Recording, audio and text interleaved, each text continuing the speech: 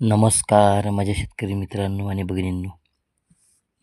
21 जुलैपासूनच विदर्भामध्ये पावसाची हालचाली वाढणार आहे आणि 22 का छत्तीसगड ओडिशा राज्यामध्ये 21 जुलैला पावसाचं प्रमाण वाढलं जाणार आहे आणि लगेच 22 जुलैपासून कारण का सिस्टम थोडं मध्यवर्ती आणि विदर्भात येत असल्यामुळं 22 आणि 23 तारखेला विदर्भातला पावसाचं प्रमाण वाढलं जाणार आहे. त्याचमुळे आपण शेतातले कामं असेल तर उरकण्याचा प्रयत्न करा. 21 जुलैला लक्षात घ्या.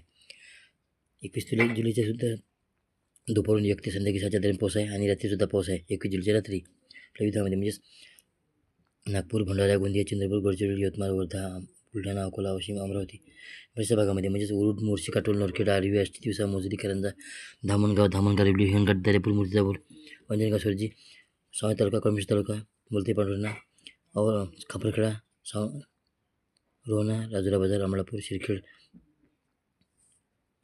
लहानपूर, जोरवाडी, शिंगोरा, शेंगोरी बऱ्याचशा परिसरामध्ये बऱ्याचशा भागामध्ये पावसाची ॲक्टिव्हिटी होणार आहे. संपूर्ण विदर्भामध्ये पाऊस आहेच.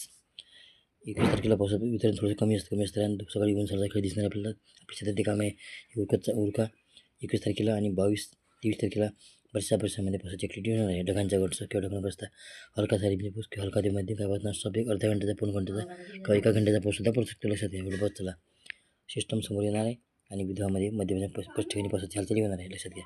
एवढं चला आणि पुन्हा एक सविस्तर दुसरा व्हिडिओ सादर करणार आहे 23 जुलैच्या रात्री 27-28 तारखेला खूप पाऊस येणार आहे विदर्भामध्ये. लक्षात घ्या.